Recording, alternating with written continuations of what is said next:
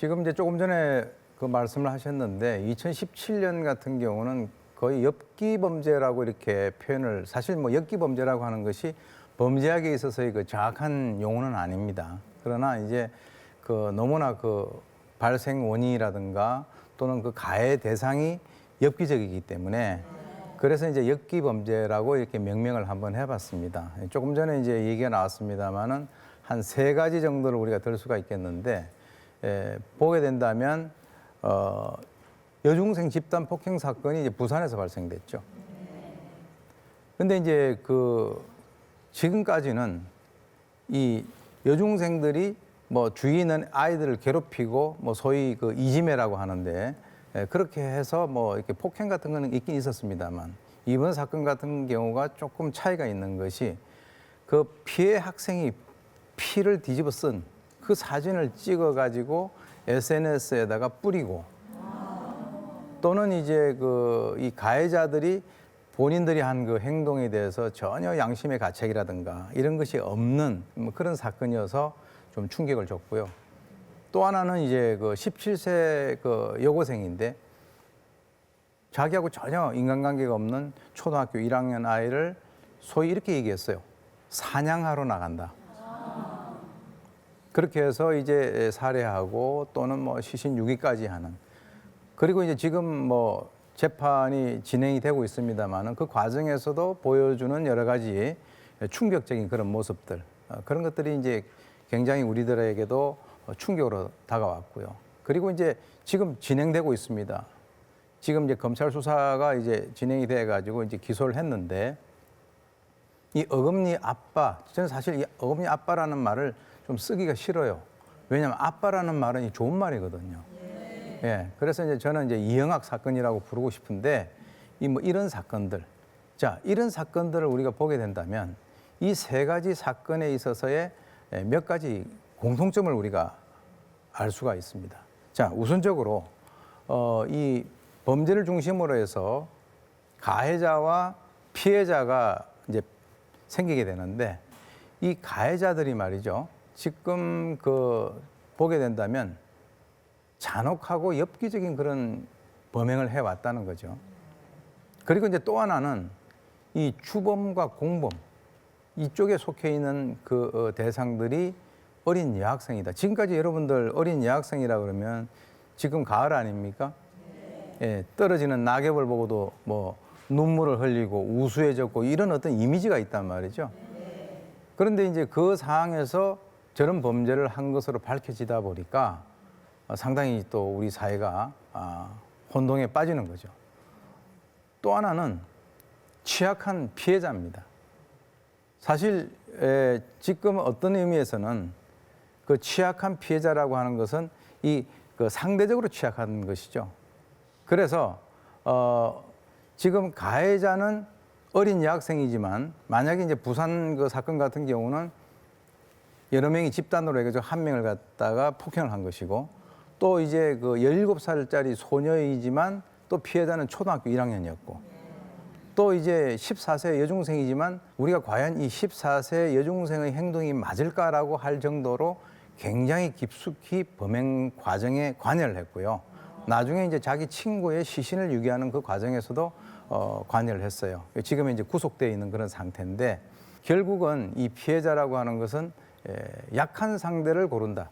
그 약한 상대라고 하는 것이 상대적으로 약한 겁니다.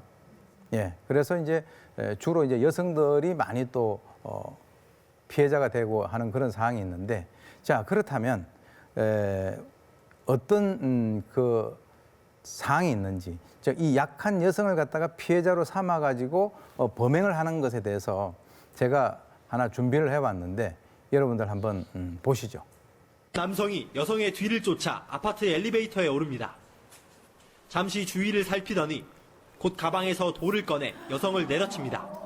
쓰러진 여성은 필사적으로 저항하고 다행히 엘리베이터 문이 열리면서 간신히 몸을 피해 목숨을 건졌습니다. 가해자는 10대 청소년으로 지인과 말다툼을 한 뒤 화가 나 벌인 일이라고 경찰에 진술했습니다. 저 어떻게 보면 가해자도 학생이에요.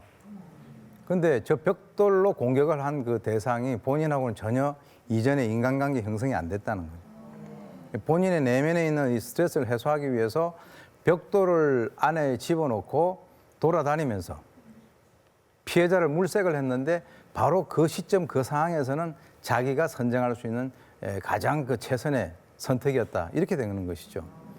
자, 그렇다면 우리가 과연 그 여성들을 대상으로 한 이 범죄가 어느 정도 심각한가에 대해서 통계를 통해서 한번 알아보도록 하겠습니다.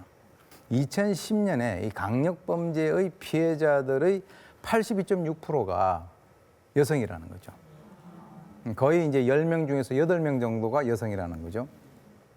그러다가 2015년에 88.9%가 됐습니다. 즉 다시 말해서 10명 중에서 9명이 여성이라는 거죠.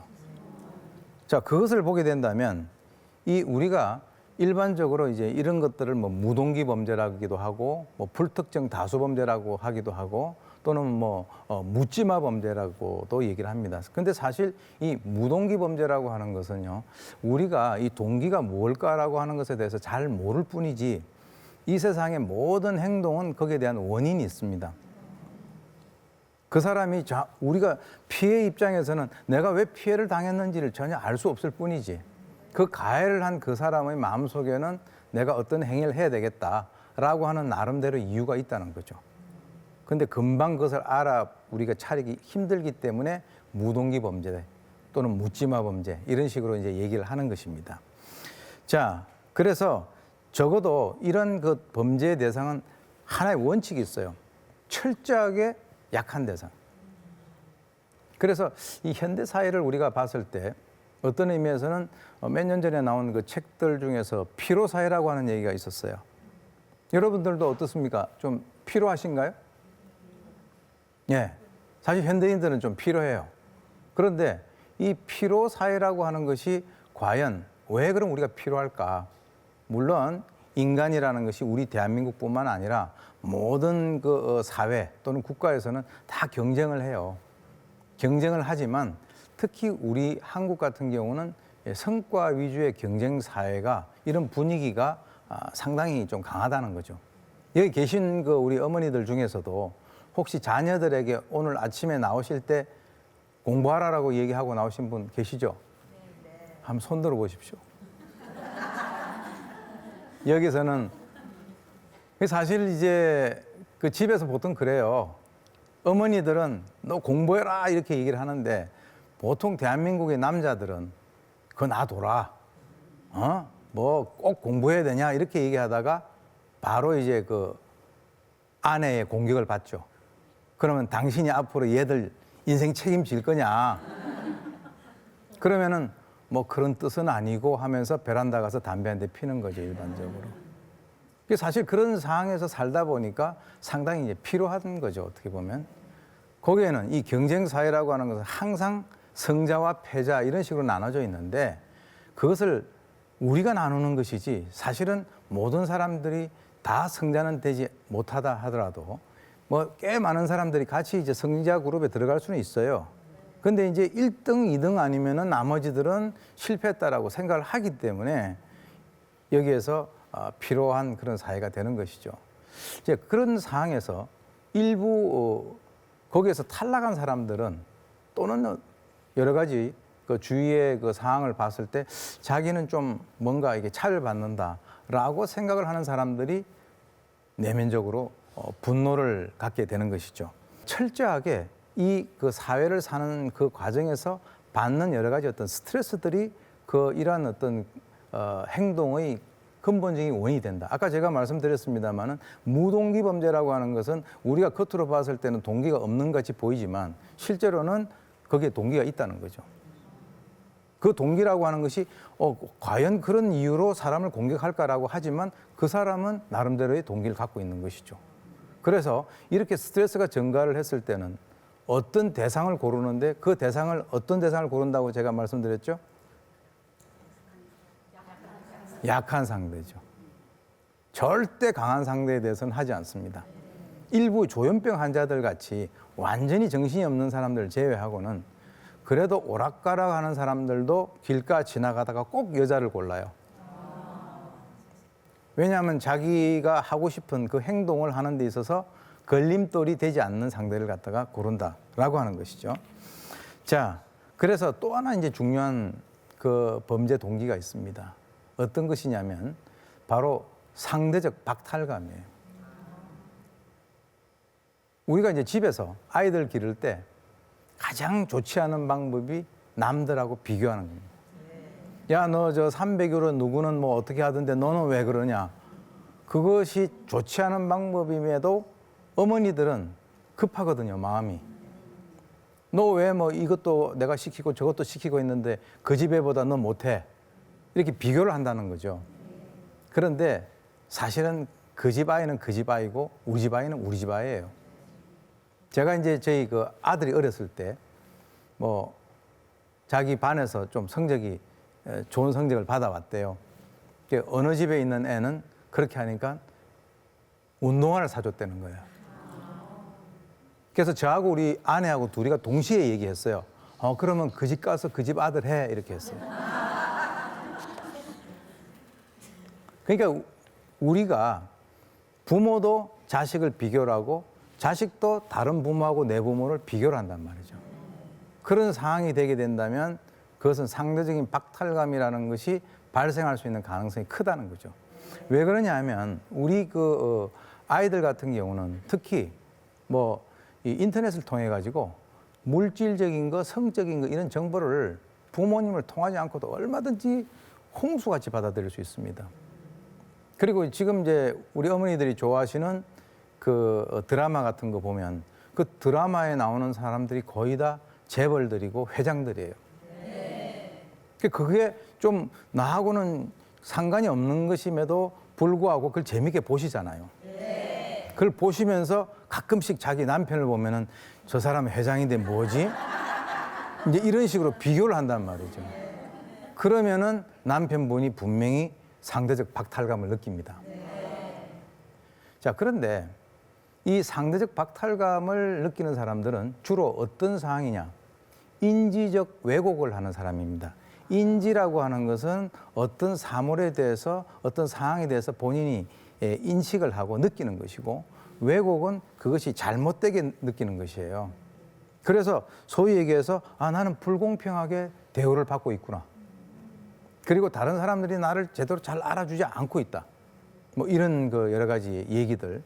그리고 이제 어떻게 보면은 자기와 자기 주변 그리고 자기 미래에 대해서 이러한 인지적 왜곡 상태가 되면은 상당히 어둡고 암울하게 평가를 합니다. 자, 그러면 이런 여러 가지 어떤 스트레스가 쌓여가지고 분노가 쌓이게 되면 통상적으로 우리가 많이 발생되는 것이 바로 충동범죄입니다. 이 충동범죄는 본인 스스로가 어떤 그 행위를 해야 되겠다라고 마음을 먹기보다는 늘 마음속에 어떤 분노나 이런 것이 쌓여 있다가 그것이 어떤 상황이 되면 이제 폭발하게 되는 그런 상황인데요. 이 폭력범죄 같은 경우는 총 37만 2천 건 중에서 14만 8천 건, 즉 39.7% 정도가 이 충동에 의한 그 우발범죄. 그래서 어떤 현실 불만이 있는 것. 또 특히 이제 어떤 것이 있냐면 이 살인이라든가 살인 미수 같은 경우에 사람을 죽이거나 사람을 죽이려고 하다가 실패한 그런 경우는 총 975건이 발생됐는데 그중에서 403건이 그러한 이유에 의해서 시도를 했다는 거죠. 그래서 이 두 가지 케이스를 놓고 비교를 해보면 거의 40%대에서 왔다 갔다 한다는 거죠. 하나는 39.7, 하나는 41.3이니까 기가 막히게 10건 중 4건 정도는 저기에 해당이 된다라고 하는 것이죠. 그런데 그러면 왜 저런 것이 발생되느냐? 좀 구체적인 원인이 뭔가 궁금하지 않으십니까? 네. 그 이유는 바로 폭행, 상해, 살인 등이 발생하는 주요 원인은요, 상대가 나를 무시해서예요. 자, 우리가 어떻게 보면은 부부 싸움을 하다가 남편이 아내를 살해하는 그런 경우도 있어요. 근데 왜 살해했느냐? 그럼 평소에 아내가 나를 무시했다라고 하는 이유를 대는 경우가 많아요. 그거는 이제 본인이 원튼 원하지 않든 간에 그런 어떤 신호를 갖다가 준 것이고 그쪽에서는 그렇게 받아들인 것이죠. 우리 한국 사람들이 제일 싫어하는 게 자기 무시하는 겁니다. 그래서 예를 들어 보면은 작년에 강남역 살인 사건이 있었죠. 네. 강남역 살인 사건 범인이 뭐라고 얘기를 했냐면 물론 조현병 환자로 밝혀지긴 했습니다. 그런데 평소에 여자들이 자기를 무시해서 나는 범행을 했다. 그다음에 또 하나 기억을 하실 텐데 그때도 굉장히 놀라운 사건이었는데요. 안산 대부도에서 토막 살인 사건이 있었습니다. 그때는 이 범인이 자기가 살해한 피해자하고 같은 방에 썼어요.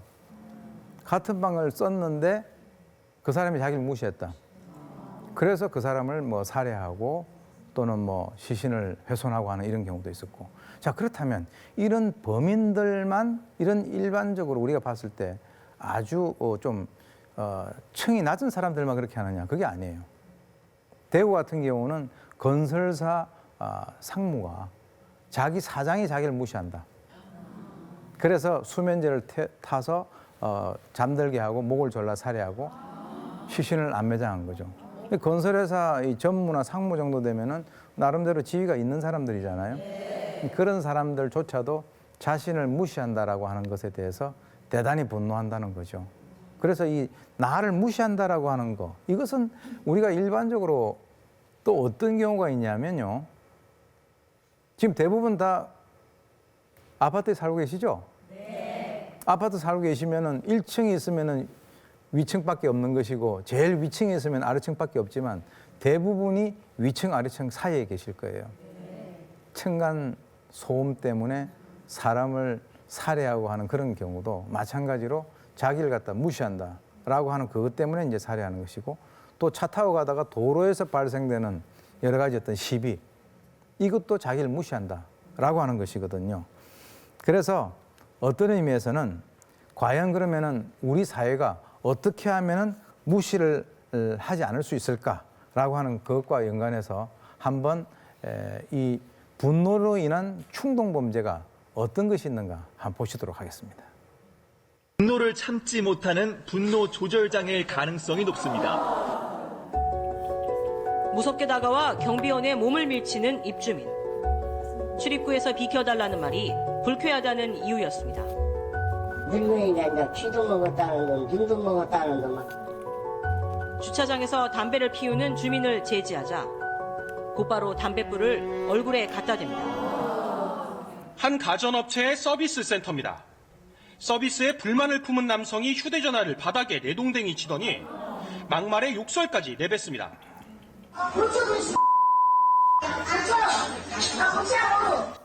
우리나라에서 어떤 이 분노로 인해서 발생되는 그런 사건들이 일상화되어 있다는 거죠. 근데 과연 그렇다면은 이 피로 분노사의 특징은 과연 뭔가 하는 것을 한번 보도록 하겠습니다. 주로 우리가 얘기를 하는 것이 갑질이라는 별로 좋지 않은 말이 있습니다. 근데 이제 분명한 것은 이 사회에서 갑과 을이 공존을 하고 있다는 거죠. 일반적으로 우리가 대기업 사장이 자기 운전기사에 대해서 어떤 폭행을 한다든가 이런 것을 가지고 우리가 갑질이라고 얘기를 하는데 실제로는 그런 것만 있는 것이 아니에요. 갑질이 보도가 되면 많은 분들이 막 이렇게 손가락질을 하는데 실제로 이렇게 손가락질을 하면은 그쪽 가는 손가락은 하나인데 나한테 오는 손가락은 3개예요. 나는 혹시 갑질을 하고 있지 않는가? 그것은 상대적인 힘의 불균형에 있어서 힘을 상대적으로 더 많이 가졌다라고 생각하는 사람이 그렇지 않는 사람에게 하는 것을 우리가 갑질이라고 하거든요. 과연 이러한 어떤 분노 범죄에 있어서 여러 가지 원인들을 우리가 한번 살펴볼 필요가 있어요. 자, 여러 가지 원인이 있습니다. 우선적으로 이제 유전적이고 생물학적인 원인에 대해서 한번 살펴보면 아무래도 일반 다른 사람들보다는 선천적으로 스트레스에 좀 약한 사람들, 이런 사람들이 그러한 어떤 분노를 참지 못하는 그런 경우가 많겠죠. 또 하나는 뇌 기능에 좀 장애가 있다. 소위 얘기하는 여러분들이 이제 세로토닌이라고 하는 말을 많이 들으셨을 텐데 그것이 일종의 행복 호르몬이라고 그럽니다. 그것이 감소되기 때문에 그러한 그 분노에 취약한 것이 아닌가, 이렇게 우리가 볼 수도 있고요.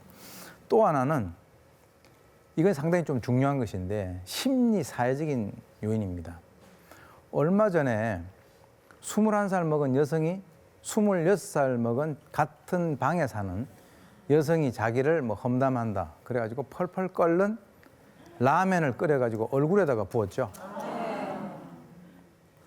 그리고 난 뒤에 사실 그 얼굴에 부은 상태니까 굉장히 고통스러웠을 텐데 문을 잠가놓고 1시간 동안 못 나가게 했단 말이죠. 그리고 한 얘기가 만약에 도망가려면 아킬레스건을 끊어버리겠다. 주로 이제 조폭 영화를 많이 봐서 그런지 모르겠습니다만 뭐 그런 소리를 했어요. 결국 이제 그 가해자의 남자친구가 오는 그 과정에서 문이 열려가지고 피해자가 도주해서 이제 경찰에 신고를 했는데 저는 개인적으로 한 21살 정도 먹은 그 여성이 그런 행동을 했다라고 하는 것이 집안에서 그런 짓을 한 번도 안 해보거나 남을 때려보지 않거나 한 사람들은 그렇게 하기가 어려워요. 아까 부산에서 발생됐던 여중생들끼리 뭐 폭행을 한 그런 경험이 옛날에 있거나 그런 경험이 없는 사람이 화가 났다고 해서 그러한 짓을 하기는 거의 힘들단 말이죠. 그래서 폭력적인 가족 분위기에서 성장한 것은 아닌가라고 우리가 의심을 해볼 수가 있고 또 이제 그 과정에서 다른 사람으로부터 무시하거나 학대를 당한 경험이 있는 것이 아닌가. 우리가 이제 잘 알고 계시는 이제 그 김일권 사건이라고 있습니다. 그 천안에서 그 여성을 납치해가지고 뭐 살해한 김일권 같은 경우는 어린 시절 한번 분석을 해보니까 아버지가 학교를 보내지 않기 위해서 책을 불태웠어요. 또 그 책을 재래식 화장실에다가 버렸어요. 그러니까 그 당시에 어린 김일권 같은 경우는 어리기 때문에 자기 아버지하고의 같이 맞상대를 해가지고 저항할 수가 없죠. 그래서 내부적으로 어떤 분노를 계속 이렇게 차곡차곡 쌓았을 것이다.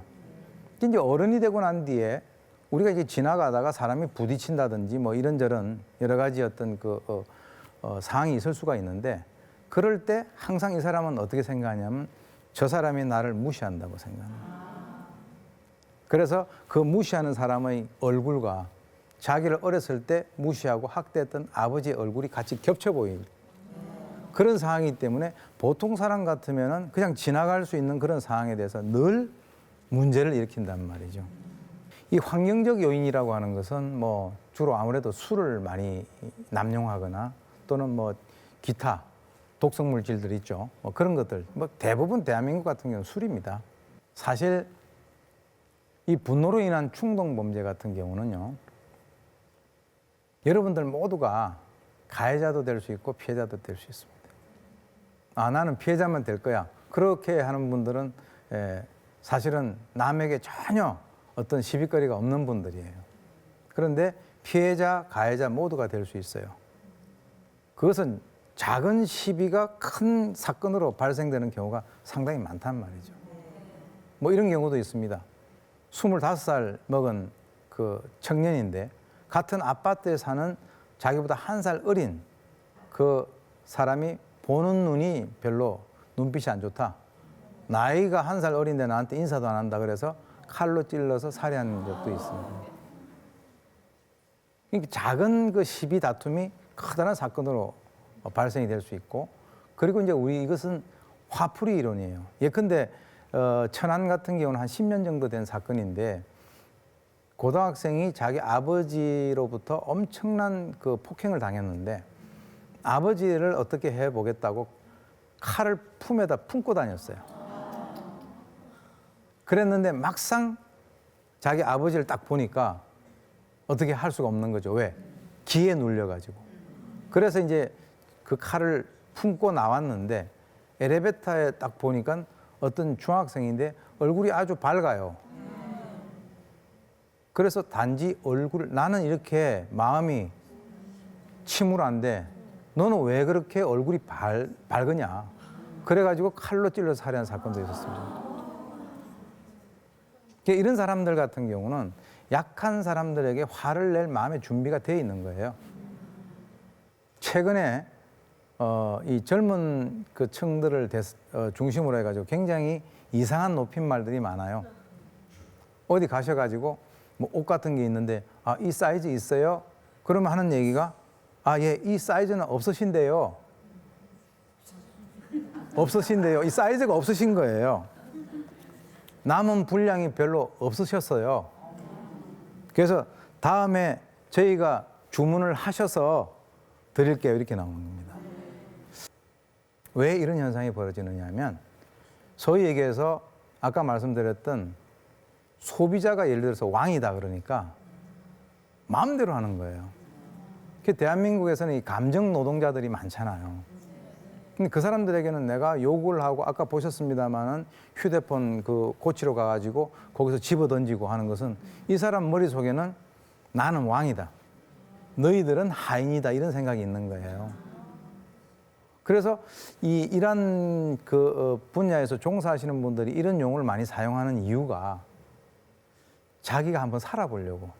말 잘못했다가 이거 뭐 그걸 갖다가 꼬투리 삼아가지고 덤비게 되면은 도저히 대책이 없거든요. 자기도 한번 살아보려고 하는 그런 어떤 심리적인 방어 기제가 발동을 하다 보니까 말이 이런 식으로 변질되고 오염이 돼버리는 거죠. 무조건 시자를 붙이면은 그게 문법에 틀렸다고 지적을 하는 사람은 저 같은 사람만 지적을 하지 보통은 저 사람이 나를 높여주려고 하는구나 이렇게 생각을 해버리잖아요.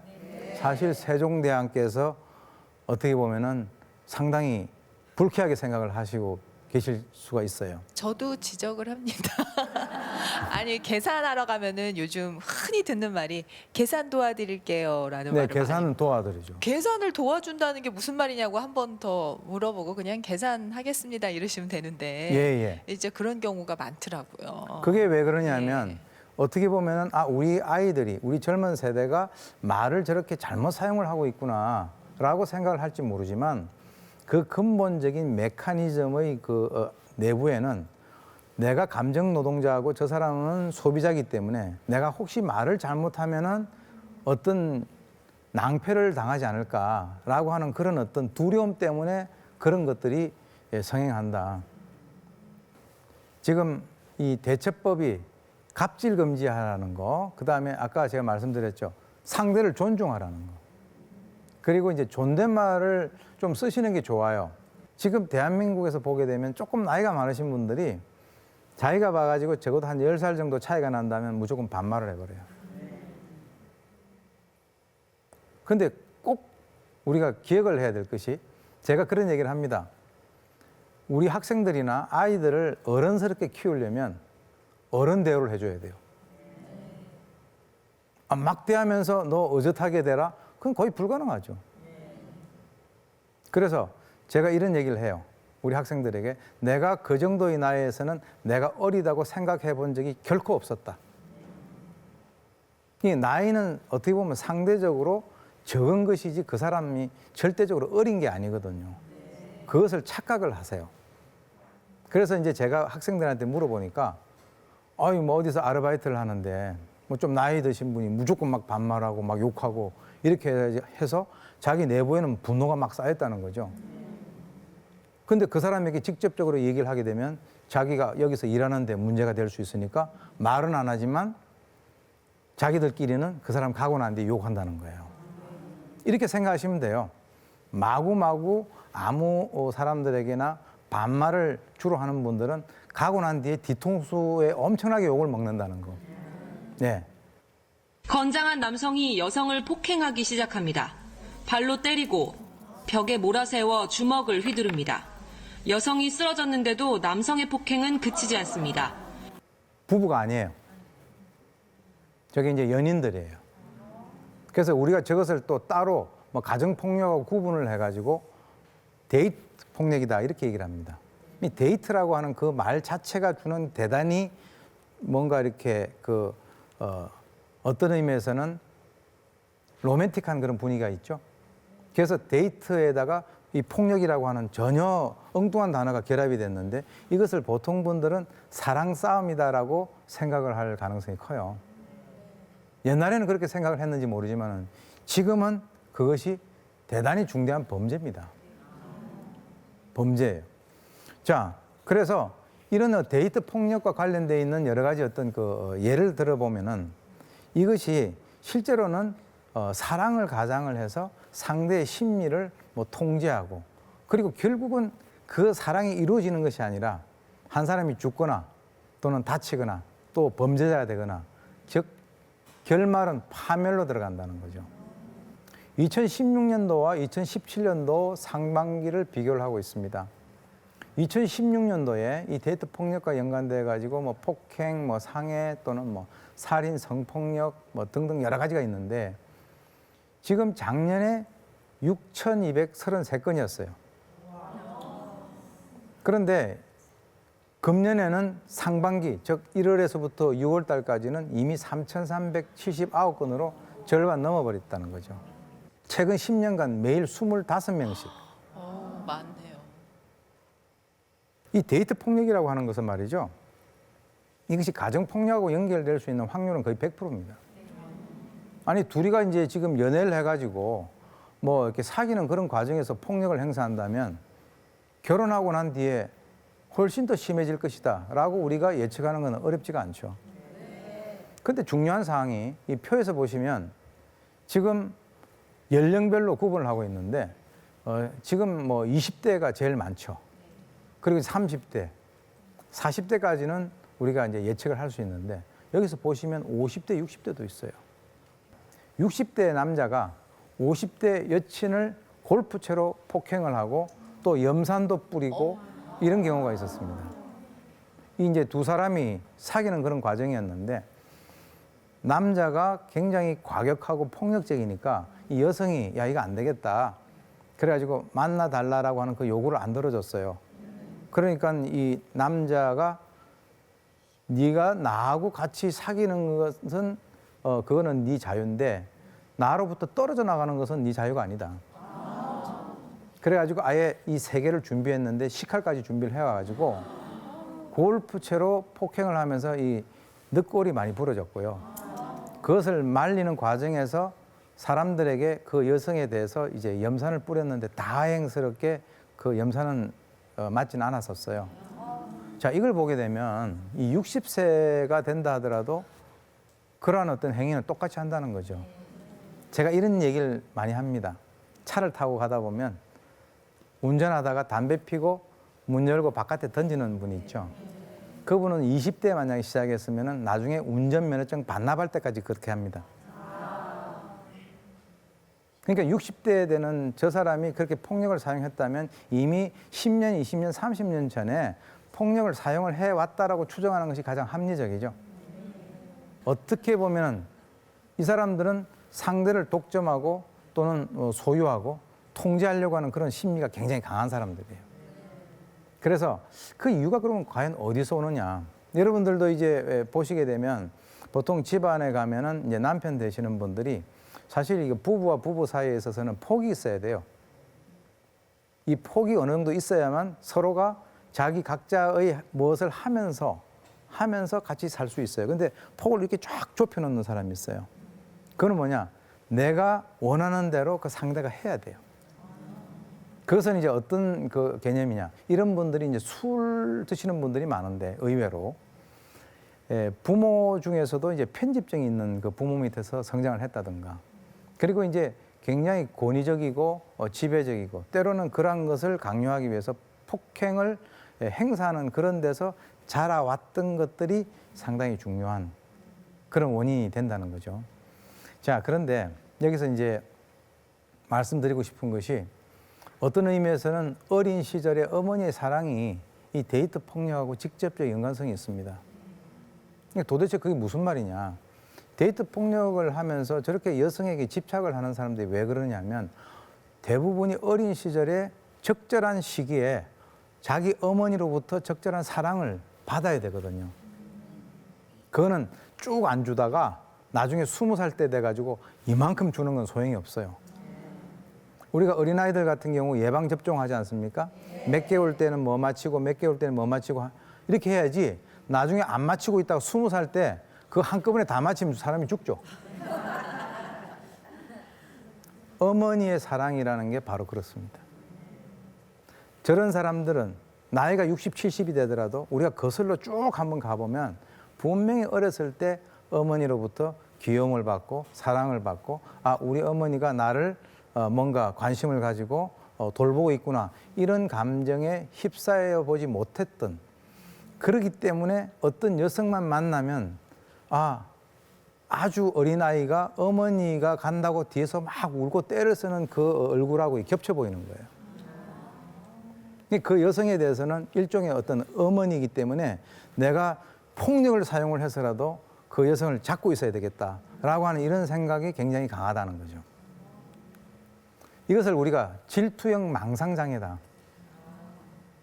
어떻게 보면은 상대는 그렇게 생각을 하지 않는데 그렇다는 얘기죠. 예, 우리가 사람이 자기를 사랑하는 것은 당연한 겁니다. 그 우리가 자기애라 그러는데 이 자기애가 아까 말씀드렸던 그런 원인으로 말미암아서 상당히 미숙하게 발달이 되어 있단 말이죠. 그리고 이 애착이라고 하는 것, 이 애착을 어머니와 아이, 그리고 혹시 어머니가 아니라 하더라도 그와 연관되어 있는 그 주변의 사람들하고의 어떤 애착 관계가 제대로 형성이 되어 있는 사람들, 이런 사람들 같은 경우는 그런 행위를 하지 않아요. 근데 이런 애착에서 여러 가지 어떤 상처를 입어가지고 그렇기 때문에 지나치게 남들에게 친밀하게 관계를 요구를 하고 계속 확인을 해요. 너 나 사랑하는 거지? 너 나 사랑하는 거지? 그게 왜 그러냐면 불안해서. 그래서 저는 이제 이렇게 표현을 했습니다. 왜곡되고 허약한 시입니다. 그리고 그것이 사랑인 줄 알았는데 알고 보니까 그건 사랑이 아니고 집착과 분노의 해소, 그 이상도 이하도 아니다라고 하는 것이죠. 자, 그래서 이 폭력을 통해서 나는 강제적으로라도 애착을 해야 되겠다. 그리고 이 폭력에 대한 어떤 효과에 대해서 확신을 가지고 있고요. 또 일단 어떤 나름대로의 그 성적 행위가 있다면 나는 그 사람을 완전히 통제하고 있다. 이렇게 생각을 하는 거예요. 이 폭행을 사용해서 혹시 자기 집에서 아버지가 폭행을 사용하는 것을 보고 자라서 나는 저렇게 하면 안 된다라고 생각을 할지 모르지만 나중에는 이런 말이 있지 않습니까? 미워하면서도 닮는다. 아, 저렇게 하니까 효과가 있더라. 그래서 집착과 몰입을 하는 외눈박이 사고를 가진 괴물이다. 저는 이제 그렇게 얘기를 합니다. 여러분들도 이제 딸이 있는 분들은 사람 잘 봐라 이런 소리 많이 하죠. 사람 보는 눈을 길러야 돼요. 그건 어머니하고 대화를 통해 가지고 그래서 누구하고 이렇게 사귀는데 뭐 지위가 높은 사람, 돈이 많은 사람 이걸 보는 것이 아니라 사람을 잘 봐야 돼요. 어떤 것이 가장 중요하냐면 적어도 그 집에서 사람을 사람 대우하는 집이 중요한 겁니다. 그래야만 그쪽에서 뭐 돈이 그렇게 많지 않다 또는 뭐 지위가 그렇게 높지 않다 하더라도 그 안에서 행복하게 살 수 있어요. 그리고 처음에 이런 사람들은 굉장히 과도하게 친절하고 어떻게 세심하게 합니다. 지금 우리 여기 계신 어머니들 그 연애하실 때 그 남편분들이 굉장히 뭐 친절하게 잘 하셨는데 지금까지 계속 되시는 분들 계십니까? 네.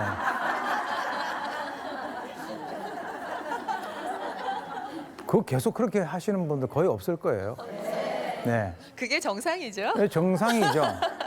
또 제가 이게 이렇게 말씀을 드려가지고 그것이 아닌 게 정상이라 그러면은 대한민국 남편분들 엄청나게 스트레스 받습니다. 제가 민폐를 끼치는 것인데 그래서 과도한 친절이라든가 세심함이 현혹돼서는 안 되고요. 두 번째는 반드시 폭행의 전조 현상이 있습니다. 폭언이에요. 말을 거칠게 합니다. 그래서 여기에 대해서는 두려워만 하게 된다면 그 상대를 또 만만하게 봅니다. 어떤 상대라고 그랬죠? 약한 상대가 되는 거죠. 그리고 이제 세 번째는 최종 단계는 폭력이 있는 순간에 모든 것을 포기를 하라. 제가 이제 학교에서 강의를 하면서 남학생들도 있고 여학생들도 있어요. 그럼 제가 이제 질문을 해요.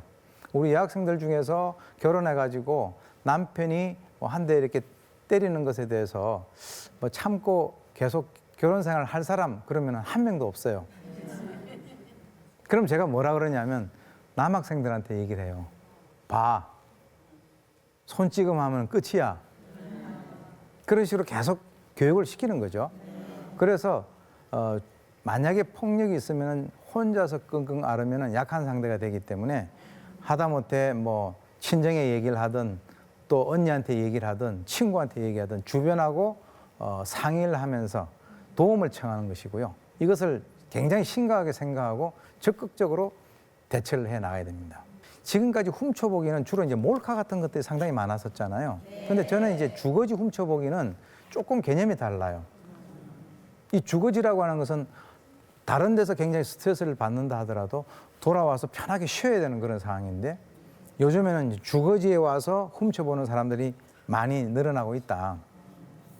자, 예를 들어서 어떤 것이 있느냐면 이 훔쳐보기는 사람을 훔쳐보는 것을 우리가 관음증이라고도 하고 절시음욕증이라고도 합니다. 영어로는 이제 피핑 탐이라고도 하는데 남성들이 여성들보다는 시각적 자극에 굉장히 쉽게 반응을 해요.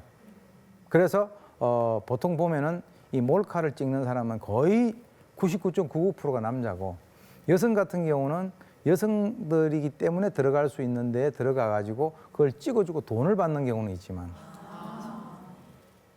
100% 거의 남자입니다. 그런데 이런 사람들은 다른 사람들과의 어떤 그 비정상적인 인간관계를 맺어서 좀 원만한 관계를 좀 폭넓게 가지지 못하기 때문에 이런 행동을 하는 것으로 지금 이제 그 연구 결과 나와 있고 이 사람들이 가지고 있는 이 성적 환상을 구체적으로 실현하고 이것을 갖다가 행동하는 그 결과로 다른 그 여성이 살고 있는 그 거주지까지 와서 훔쳐보는 거예요. 근데 이것은 한 번으로 끝나는 것이 아니라 주기적이고 상습적이고 또는 반복적으로 이루어진다. 근데 여기서 좀 우리가 걱정이 되는 것이 이런 어떤 그 물리적인 접근 과정에서 추가 범죄가 발생할 수 있다는 거죠. 그것은 이제 불법으로 주거 침입을 하거나 또는 뭐 촬영을 해가지고 그걸 유포를 하거나 또는 이제 성추행 또는 성폭행, 살인 이런 것으로 이어질 수가 있다는 거죠. 자, 그래서 지금 그 이 훔쳐보는 이유와 대처법에 대해서 한번 살펴보기로 하겠습니다. 첫째, 그 사람들은 대부분이 관음증 환자예요. 환자라고 해서 우리가 감기 환자 이런 개념이 아니고 성도착증 환자인데 그런 환자라고 해서 그런 행위를 하는 것이 면죄부를 주는 것은 아닙니다. 그리고 또 하나는 접근이 가능하다라고 하는 것은 이 피해자의 입장에서 약간 어떤 그 조심해야 될 부분들이 있다는 거죠. 접근이 가능하고 또 한 번 성공하면은 그다음부터는 계속 와요. 여기에다가 가장 중요한 것이 문을 잠그지 않으면 굉장히 위험하다는 거죠. 그래서 파주에 있는 어떤 여성이 SNS에 올렸습니다. 지금 우리 집을 어떤 남성이 지켜보고 있어요. 해가지고 거기서 사진을 찍어서 SNS에 올렸습니다. 나중에 이제 경찰이 그 사진을 기초로 해가지고 주변에 있는 CCTV를 추적을 했더니 그 동네에 사는 40대 남자였다는 거예요. 그래서 이것을 우리가 어떤 식으로 좀 이렇게 예방할 수 있느냐. 사실 범죄와의 전쟁이라고 얘기 들어보셨죠? 이게 전쟁입니다. 범죄자와 이 피해 가능성이 있는 잠재적 피해자들과의 전쟁인데 우리가 전쟁을 할 때 저쪽에서 공격을 해 들어오면 여기에 방어진지를 만들어요. 그렇게 해놓고 난 뒤에 잘 됐는지 못 됐는지를 확인하려면 제가 저 바깥쪽으로 가서 이쪽을 쳐다봐야 돼요. 공격자의 입장에서 봤을 때 문제가 있다 하면 보완을 하는 거거든요.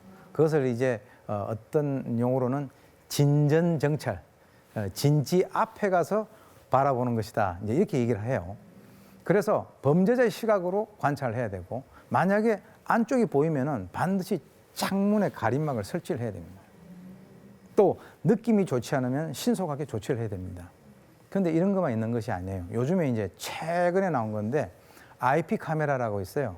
이 IP 카메라 같은 경우는 우리가 집을 떠나 있을 때 혹시 우리 집에 누가 들어와서 절도하는 것은 아닌가 해가지고 카메라 설치해 놓은 거거든요. 그런데 얼마 전에 중국에서 우리 한국 사람들의 IP 카메라를 해킹해가지고 중국에서 이렇게 유포를 한 적이 있었어요. 근데 지금 우리 한국에서 이 IP 카메라를 해킹해서 보통 이제 초기에 비밀번호가 0000, 1111 이렇게 하니까 그걸 해킹해서 심지어는 그 부부 침실 방까지 다 본 거죠. 그래서 이제 방법이 있습니다.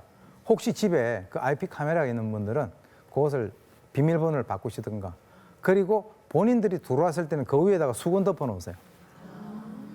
그러면 예방할 수 있습니다. 다음은 이제 납치 범죄인데요. 이 납치 범죄라고 하는 것에 대해서 어떤 것이 있는가 한번 보도록 하겠습니다. 지난 18일 새벽 한 주택가 골목길에 택시 한 대가 들어섭니다. 약 1분 정도 멈춰서 있던 택시는 손님이 내리지 않았는데도 다시 출발합니다. 택시에는 20대 여성이 타고 있었습니다. 목포 지역에서 발생된 그 택시 납치 살인 사건인데요. 피해자가 택시를 타고 전화를 했습니다. 근데 술을 좀 먹었기 때문에 바로 저 장소가 자기 집 앞이에요. 이 집 앞에 왔는데 본인이 생각할 때는 못 깬 거죠. 근데 이제 그 운전 기사가 이렇게 보니까 안 깨니까 천천히 왔다가 그냥 가버리잖아요. 그래서 이제 살해된 그런 사건인데, 사실 이 그 납치라고 하는 것은 생존 가능성이 상당히 낮은 범죄입니다. 그래서 이제 납치되는 그 순간부터 주도권은 피해자가 아니라 가해자가 갖는 거예요. 그래서 납치는 당하고 난 뒤에 어떻게 탈출할까요? 라고 하는 것에 대해서 얘기를 하는 것보다는 납치되지 않는 것이 제일 중요합니다. 승합차 있죠? 거기다 옷을 쫙 걸어 놓으면 우리 여성분들은 옷 보면은 관심이 있잖아요. 그 구경을 하는데 뒤에서 이렇게 밀어가지고 태우는 경우가 있어요. 또 지금 이제 젊은 층 같은 경우는 구직을 하기 위해서 자기 뭐 여러 가지 활동하잖아요. 그러면 생활 광고지에 구인 광고를 내놓고 온 사람을 납치하는 경우가 있습니다. 그리고 이제 술 취한 그 여성들을 대상으로 납치하는 그런 경우도 있고, 또 지나가는데 붉은 대낮에 칼을 들이대고 끌고 가는데요. 만약에 이제 다른 뭐 얘기를 하면은 내 여자친구다 이런 식으로 하면서 가는 그런 경우도 있습니다. 그리고 이제 주차장 같은 경우는 순간적으로 타자마자 바로 따라 타가지고 위협을 해서 납치를 하는 그런 경우도 있습니다. 자, 그렇다면 이런 납치에 어떻게 우리가 대처를 해야 될 것이냐. 일단 말이죠. 밤낮 가리지 말고 이 범죄자가 제일 좋아하는 것은 인적이 드문 곳이고 어두운 곳입니다. 그러면 만약에 자기가 여러 가지를 다 고려해가지고 했는데도 갑자기 납치가 될 상황에 처해 있다. 그러면 어떻게 해야 될까요?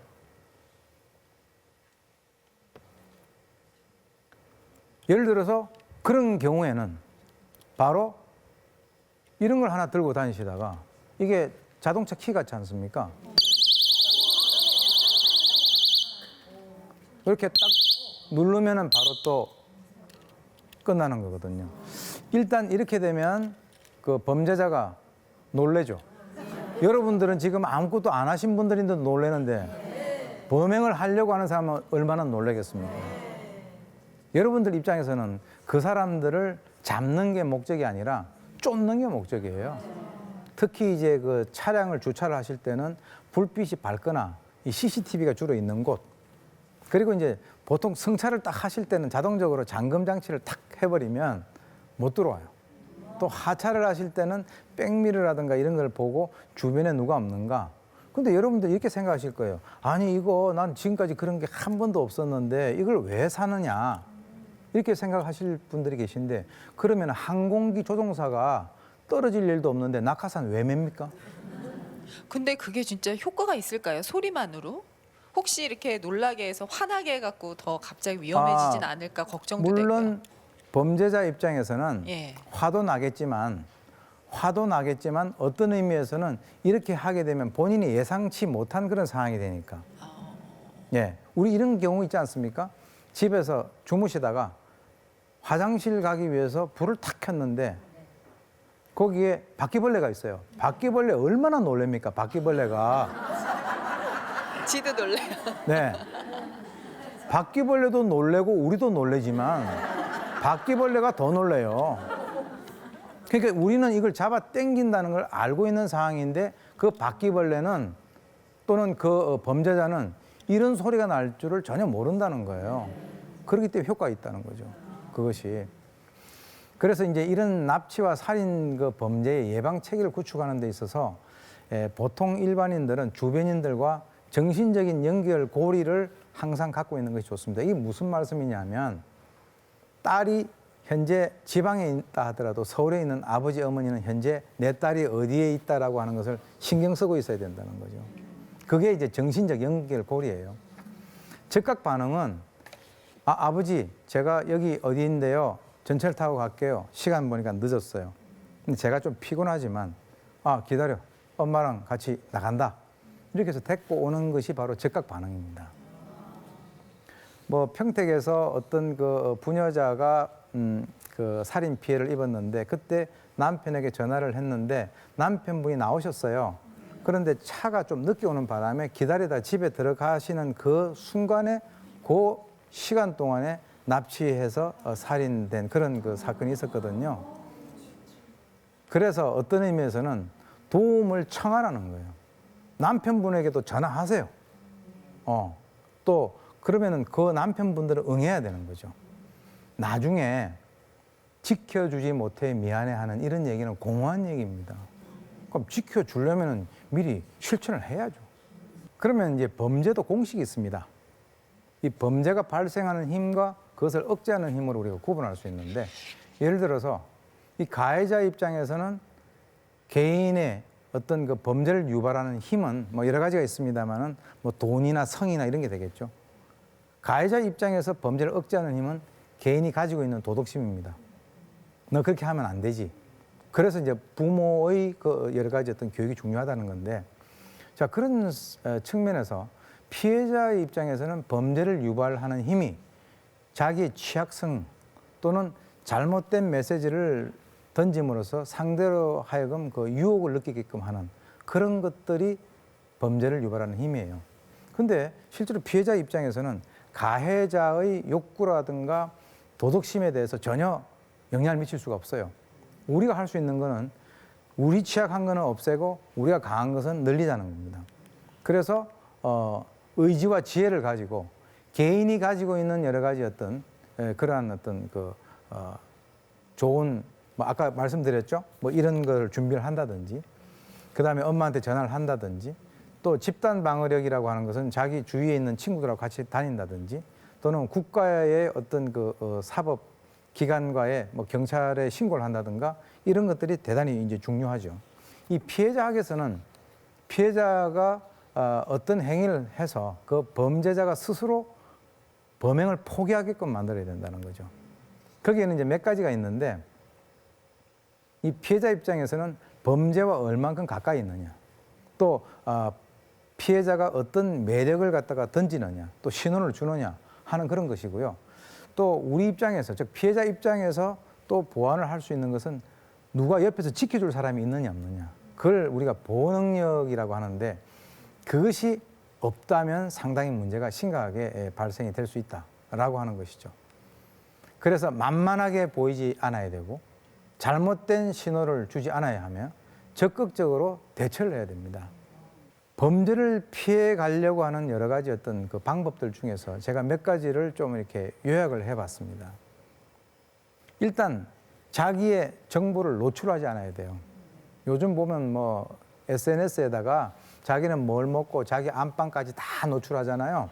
그것만 쫙 보면 이 사람은 어떤 동선으로 가고 무슨 음식을 좋아하고 이번에는 남자친구하고 헤어졌구나, 이거 다 알아요. 그래서 자기 정보를 갖다가 노출하지 않아야 되고 상대에게 잘못된 신호를 보내지 않아야 되고, 또 어떻게 보면 상대를 헷갈리게 해가지고 속여서 스스로 포기를 하게 만들어야 됩니다. 그러려면 상대에 대해서 우리가 더 많이 알아야 되겠죠. 그리고 우리의 입장이 아니고 우리는 별 문제 없을 거야, 그 입장이 아니고 상대의 입장에서 나의 취약점이 뭔가를 알아야 되는 거죠. 우리가 손자병법에서 지피지기면 백전불태라 그랬습니다. 그래서 정신적으로 또는 물리적으로 또는 이러한 그 기계적으로 이런 준비를 갖다 하는 거죠. 그렇게 함으로써 우리가 피해자가 되지 않으려면 우리 스스로가 주도권을 쥐고 이 주도권을 일회성이 아니라 지속적으로 끌고 나가야 우리가 범죄 피해로부터 자유스러울 수가 있다라고 하는 말씀을 드리면서 제가 오늘 강의를 모두 마치도록 하겠습니다.